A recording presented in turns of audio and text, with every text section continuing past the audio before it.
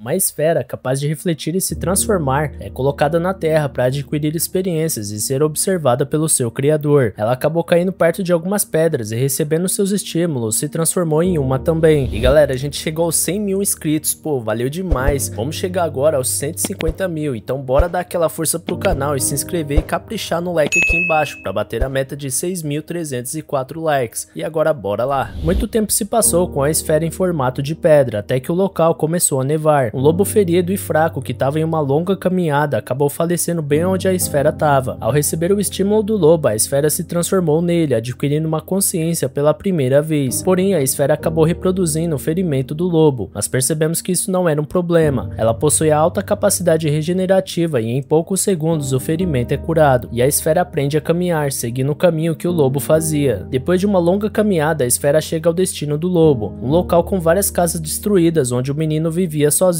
O garoto se anima ao ver a esfera, pensando que era seu lobo que havia retornado, e aquele garoto se torna seu primeiro contato humano. Dentro da casa, a esfera aumenta suas experiências sentindo calor, sons e cheiros novos. No dia seguinte, o garoto conversa com o lobo como ele gostaria de ter ido junto com o resto do seu povo, que tinha partido há 5 anos atrás em busca de um lugar melhor para se viver, e deixado ele para cuidar das pessoas idosas que ele não conseguiu salvar, ficando sozinho com o lobo. Ele comenta que gostaria de encontrar esse lugar, onde soube que tinha comida doce como uma fruta. Depois de pescar mais um peixe, o único alimento que tinha, o garoto começa a comer, fazendo a esfera perceber como se alimentava, comendo pela primeira vez. O garoto olha para os rostos desenhados na parede, sua família e vizinhos, desenhados por ele para que não esquecessem eles. E assim ele decide partir em busca do lugar onde todos tinham ido, iniciando sua jornada. No caminho ele encontra uma pedra com uma seta, mostrando a direção que seu povo tinha ido, e se anima ao perceber que estava no caminho certo. Ele segue sua jornada positiva, encontrando mais pedras com setas, porém, à medida que os dias se passavam, seu corpo começava a congelar e a comida ficava cada vez menor. Para piorar, ele acaba caindo em um gelo, fazendo ele ficar todo molhado na água gelada e se ferir com alguns galhos. Apesar disso, ele não desanima e segue com seu lobo, que observava toda a jornada, pegando novas experiências. Mas ele fica cada vez mais fraco e com sua ferida infeccionada, até que chega em uma pedra que, diferente das outras, estava com um risco, mostrando que não era para continuar. Em volta haviam várias carroças com alguns túmulos, seu povo estava morto. Isso faz o garoto ter um choque de realidade. Ele estava fraco e sozinho, conversando com um lobo que não parecia compreender. Porém, logo ele abraça o lobo arrependido, já que embora não respondesse, o animal acompanhou ele nessa jornada cansativa. Fraco e desolado, ele volta com seu companheiro para sua casa e mantém sua positividade, pensando em tratar sua ferida para retornar à viagem com o objetivo de encontrar um local mais agradável com outras pessoas. Mas diferente do que pensava, sua ferida estava cada vez pior e o garoto começa a arder em febre. Mesmo doente e extremamente fraco, ele continua esperançoso de encontrar outros seres humanos, mas percebendo que não vai resistir, ele se despede do seu companheiro, pedindo para que ele nunca se esqueça dele, e morre em seguida. Enquanto seu espírito sai da casa e encontra com o restante da sua família, a esfera, recebendo o estímulo do corpo do garoto, acaba ganhando sua nova forma, como humano, e sai em busca de novas experiências, assim como o garoto queria. Porém, ele não conhecia as necessidades de um humano, como precisar comer e dormir, e com isso acaba morrendo. Mas a esfera se regenera e volta à vida, tornando a morrer diversas vezes em sua jornada, e a cada vez que isso acontecia, conseguia se regenerar ainda mais rápido, chegando a voltar à vida em poucos segundos. E assim ele segue sua rota, até finalmente chegar em um local mais quente e habitável, onde ele se depara com um urso gigantesco. Enquanto isso, em uma vila chamada Ninana, uma garotinha fofa chamada Marte brincava de ser mãe, quando Parona, sua amiga, chega brincando com ela, seguida de seus pais, com sua irmãzinha de colo. Em casa, Marte pergunta aos seus pais quando vai poder se tornar adulta para ser mãe, reclamando que não quer esperar, já que só tem ela, sua irmã e uma outra garota de crianças na sua vila, mas seus pais explicam que ela tem que aguardar para se tornar adulta. Mais tarde, Marte brinca de ser mãe mais uma vez, quando o sino começa a tocar, e Parona leva ela para uma brincadeira na floresta, mas Hayase a impede, dizendo que eles devem se reunir, e percebemos que na verdade Parona estava tentando fugir com Marte, sem sucesso. Todos da vila se reúnem para uma xamã do povo Yanomami escolher uma das 3 crianças para o sacrifício do deus Oniguma. Depois das 3 serem avaliadas, Marte é escolhida e todos da vila parabenizam ela. A garota, inocente, fica feliz sem entender o que estava acontecendo, até chegar em casa e seus pais começarem a chorar. Hayase chega e diz que ela seria responsável por certificar que seu sacrifício ocorra como deveria, e explica que após um banquete, ela e seus homens partiriam com Marte para a montanha, onde ela será colocada para dormir e deixada como sacrifício para Oniguma, e depois de um ano, eles voltariam até lá para pegar seus os restos e trariam de volta para a família. Marty fica invocada de por que deveria morrer, percebendo que ela nunca realizaria seu sonho de se tornar adulta. Porém, se ela não fosse para o sacrifício, sua irmãzinha ou sua amiga seriam sacrificadas em seu lugar. Então, sem ter outra escolha, ela segue o ritual do banquete e parte para a montanha onde ela ia de base. No caminho, uma flecha cai neles e Marty aproveita a distração para fugir pela floresta. Desajeitada, ela corre por sua vida e acaba rolando até cair em um lago, onde encontra um olho, o olho da esfera. Ele estava com seu corpo destruído e se regenerava aos poucos, de forma extremamente bizarra e assustadora, assustando os soldados que corriam atrás de Marty. Ela também fica assustada, mas acaba ficando tempo suficiente para ver o garoto ganhando uma forma comum de humano, e sem ter para onde ir, começa a seguir ele. Enquanto isso, Parona, que tinha tirado a flecha, é presa e Hayase percebe qual era seu plano: salvar Marty e forjar sua morte. Os soldados então aparecem dizendo que tinham visto um monstro. Ao mesmo tempo que Marty tenta conversar com a esfera, que não demonstra sinal de compreensão, ela avista uma fruta, alimento que o garoto desejava provar. Marty percebe isso e usa sua habilidade de escalar árvores para dar várias frutas para ele, que come todas como um animal. A menina tenta mostrar como deveria comer e agradecer pela comida, tentando ensinar bons modos para o garoto, que continua sem entender nada e deita para dormir. Sem ter o que fazer, ela come uma fruta e pega no sono. Marty sonha estar se reencontrando com seus pais, onde tudo começa feliz até que ela vê outras crianças que tinham sido sacrificadas depois da sua fuga, fazendo ela se sentir culpada e acordar assustada. Ela sai deixando o garoto dormindo e quando ele acorda, dá falta dela e vai atrás dela, começando a seguir Marty. A menina então toma uma decisão: ser mãe do garoto e ensinar bons modos para ele, dando um nome para ele, Fushi. Enquanto isso, Parona aproveita a distração dos guardas para pegar uma faquinha escondida e cortar suas cordas. De repente, tudo começa a tremer. O urso gigantesco, o mesmo que matou Fushi há alguns dias, aparece e descobrimos que ele é Oniguma, a criatura que é oferecida os rituais. Depois dos soldados tentarem dar algumas flechadas nele, sem parecer ter algum efeito, Oniguma mata um deles e o outro foge, deixando Parona sozinha e amarrada. Rapidamente ela luta para se soltar e consegue fugir no último minuto, caindo em um penhasco até parar em um lado. Enquanto Parona procurava desesperadamente por Marty, a garota é encontrada por Hayase, sabendo que não teria outra escolha, se despede de Fushi e segue para o seu sacrifício. E assim é dado para ela um alimento que a coloca para dormir, e ela é colocada no alto da montanha como oferenda para Oniguma. Mas antes de abandonarem Marty desmaiada, o urso chega, quase que junto com Parona, que corre para salvar ela. Os soldados vão impedir, mas Hayase decide deixar as duas, pensando que assim teria duas oferendas. Mas na hora que estavam saindo, Fushi passa por eles, sendo trancado junto com Oniguma e as garotas. E Hayase observa Fushi ser atacado pelo urso, que continua vivo, se regenerando. Fushi se transforma em lobo e ataca Oniguma, que mesmo com todos seus esforços não consegue se livrar de Fushi. Quando Marty acorda, Oniguma já estava morto. Hayase então dá às duas uma escolha: morrer ali mesmo ou viver na terra dela, e a nome. Ela também pede para os soldados levar o urso e o lobo junto com eles, mesmo todos estando com medo de Fushi. Mas mais uma vez Marty mostra sua inocência jogando uma fruta pro lobo, e assim Fushi fala sua primeira palavra de forma muito esquisita: obrigado. No caminho para Nova Vila, Parona acaba sonhando quando era pequena e sua irmã brincou de esconde-esconde com ela, para conseguir salvar ela do ritual, e quando ela saiu do seu esconderijo, sua irmã já tinha sido sacrificada. No dia seguinte, Marty se diverte dando frutas pro lobo, que agradece em seguida quando as duas percebem a presença da xamã, que escolheu Marty pro ritual. A velha explica que seu povo, os Yanome, na verdade não acreditam no ritual, e sim se aproveitam da crença dos Ninana com interesse nas riquezas da terra. Parona, que já achava esse costume inútil e cruel, fica ainda mais determinada em tentar dar um fim às tradições do ritual. Todos fazem uma pausa para se banharem em um lago, e lá, Fushi, olhando seu reflexo de lobo, se lembra do garoto que cuidou dele e pediu para não ser esquecido, fazendo Fushi se transformar no menino novamente. Marty então reconhece e se alegra ao ver Fushi novamente. Depois de voltarem para a jornada, eles finalmente chegam na vila Yanome, e Marty se diverte olhando tudo no novo lugar, até se lembrar de seus pais e fica com saudades. Nesse momento ela vê um cara dizendo que entregam cartas e decide mandar um para seus pais. Porém lá ela descobre que seu povo Ninana não tem a cultura de escrita, então seus pais não saberiam ler. Mas a menina não desiste, marca sua mão na folha com tinta, dizendo que tá escrito que Marty tá bem. Porém nem ela nem Parona sabiam dizer ao cara onde era a casa de seus pais, e como a vila era muito grande, não seria possível entregar a carta sem uma localização mais detalhada. Mas Parona decide ficar com a carta para entregar aos pais de Marty assim que fosse possível. Depois de comerem uma boa refeição, percebemos que os planos de Hayase não era deixar eles viverem soltos pela cidade. Ela coloca todos para dormir e quando Fushi acorda, estava preso numa cela. Ela oferece a alguns prisioneiros a oportunidade de serem libertados se matassem o garoto. Porém, ele sendo imortal, ninguém tem chances contra ele, e Fushi descobre um novo poder. Depois de ser atacado por uma lança e se regenerar, ele cria uma lança idêntica e ataca o homem. Na primeira oportunidade, Fushi aproveita para fugir, mas acaba sendo capturado pelos soldados e deixado na cela de Marty, que acabava de acordar. Ela cuida dele, tirando a flecha que estava enfiada no lobo, e descobre que Parona estava numa cela bem acima da sua, que pede a flecha para ela. Depois de Marty entregar a flecha, Fushi cava um buraco, que acaba dando onde o corpo de Oniguma estava. Ela fica com pena do animal, que foi acertado diversas vezes por flechas, quando Hayase aparece explicando que teriam que cuidar da criatura, mas ninguém queria fazer tal coisa, e percebe a presença de Marty e resolve dar essa tarefa para ela. E assim o tempo passa, com Marty cuidando das feridas do urso morto, enquanto Parona fazia faxina nos locais, esperando o momento certo para executar seu plano de fuga, se disfarçar de um dos soldados com a ajuda de uma velha prisioneira e fugir com todos, levando alguma parte do corpo do urso para provar para sua vila que não precisavam mais fazer rituais. Depois de muito tempo, Parona finalmente vai em busca de executar seu plano e escala com dificuldade as pedras do lugar, mas acaba caindo e sendo encontrado por um soldado que tenta tirar proveito da situação, mas ela o derruba e vai até Marty com seu disfarce. Chegando lá, ela leva todos, incluindo a senhora Pioran, para uma saída de esgoto na sala onde o urso estava e pede para eles irem na frente. Marty fica confusa, mas começa a sair quando percebe que Parona estava prestes a fincar o urso com sua espada. A menina fica revoltada com a injustiça que o pobre animal sofreu, insistindo para Parona respeitar ao menos seu corpo depois da morte, mesmo com ela explicando que isso daria um fim nos rituais. Depois de muito insistir, Parona decide respeitar a escolha de Marty e seguir seu caminho sem ferir o corpo do urso, com ela tendo que pensar em outra forma de convencer seu povo a dar um fim nos rituais. Na carroça, elas fogem dos soldados, enquanto Marty fica feliz em saber que irá encontrar com seus pais novamente, sem nem perceber que estavam sendo atacadas. Ela começa a falar que agora poderá crescer e se tornar a adulta que sempre quis, quando finalmente percebe Parona se defendendo de algumas flechas. Hayase estava perseguindo elas e fala que se deixarem Fushi para trás, deixaria elas irem, mas Parona recusa a proposta e elas continuam sendo atacadas. Marty fica preocupada com sua amiga e decide ajudar, mas a pobre criança acaba levando uma flechada dos soldados, salvando a vida de Parona. Com isso, Fushi fica irritado e se transforma no urso para atacar todos os soldados. Enquanto isso, Parona, desesperada, tenta salvar a vida de Marty, mas infelizmente ela estava muito ferida. Então Marty percebe que não iria sobreviver e pede para Parona viver seu sonho por ela e se tornar mãe, morrendo em seguida. Depois de arrumar Marty com cuidado, Parona pula da carroça com o corpo dela em seus braços e explica para Fushi que ele não precisava mais lutar para proteger a menina, agradecendo pela ajuda, e assim ele volta para sua forma de garoto e vemos que Hayase estava gravemente ferida. Marty imagina estar se encontrando com seus pais com tudo sendo resolvido e se vê como adulta e mãe dos bonequinhos que ela cuidava. Quando ela se lembra do Fushi, percebe que ela não era adulta e sim um espírito de uma criança que acabou de morrer. Ela então se encontra com o espírito do urso e percebe Fushi e Parona, que estava prestes a se matar para se juntar com ela. Desesperada, ela tenta impedir sua amiga de fazer tal coisa, mas sendo um espírito não consegue fazer nada. Quando Fushi resolve parar Parona e se transforma em um urso, levando ela para longe dos soldados. Parona percebe o que ele queria dizer, para ela viver mesmo com a morte de Marty. Finalmente, Parona chega na sua vila, montada em Fushi na forma de Oniguma. Chorando, a garota entrega a carta de Marty para seus pais, que não conseguem entender o que significa. Parona então traduz o desenho explicando o que significava que Marty estava bem e desaba a chorar. Os pais ficam desolados ao perceber o que significava. Sua filha tinha sobrevivido ao sacrifício, mas não estava mais viva, e agradece Parona por tudo o que tinha feito. Fushi se transforma no garoto, fazendo todos se assustarem, quando o homem da vila explica que os Yanome estavam vindo e Parona, que sabia que estavam atrás de Fushi, pede para ele fugir para se salvar, e assim ele se transforma em lobo e foge para a floresta, enquanto Parona tentava acertar Hayase com uma flecha, mas acaba errando e acertando sua mão. Fushi continua em busca de novos estímulos, agora com um pouco mais de humanidade, embora passasse a maior parte do tempo em forma de lobo e às vezes se transformando no garoto sem motivo aparente, e outras vezes se transformando em Marty para usar das habilidades dela de escalar árvores. E assim ele acaba se encontrando com algo familiar, Pioran, a senhora que ainda estava na carroça que eles fugiram. No primeiro momento ela acha que tinha se encontrado com Marty, pensando que ela estava viva, mas logo percebe que se tratava de Fushi. Sem ter para onde ir, Pioran começa a seguir ele, desesperada de fome, tenta morder ele, que fica brava e sobe em uma árvore em forma de Marty e começa a jogar várias frutas para ela, matando sua fome. Mais tarde ela pega uma folha para escrever e desperta a curiosidade de Fushi. Ela então começa a ensinar para ele algumas palavras e assim o tempo passa, com os dois juntos e Fushi aprendendo cada vez mais palavras. Depois de um tempo em um navio, ele já conseguia falar algumas frases e conta para ela sua história antes de conhecer Marty, do menino que se transformava, que tinha cuidado dele no início. De noite eles continuam o trajeto para casa de Pioran, onde ela conta que se encontrará com seu namorado, e os dois deitam para dormir na floresta para continuar a jornada no dia seguinte. Enquanto dormiam, uma criatura estranha com formato de árvore ataca Fushi, matando ele e roubando sua forma de garoto. Nesse momento, o criador de Fushi aparece parando o tempo para explicar a ele que aquela criatura chamada Knocker era sua inimiga e possuía a capacidade de roubar seus estímulos e memórias com as formas que acompanhavam ele, tendo como ponto fraco um núcleo no meio do seu corpo, que deveria ser arrancado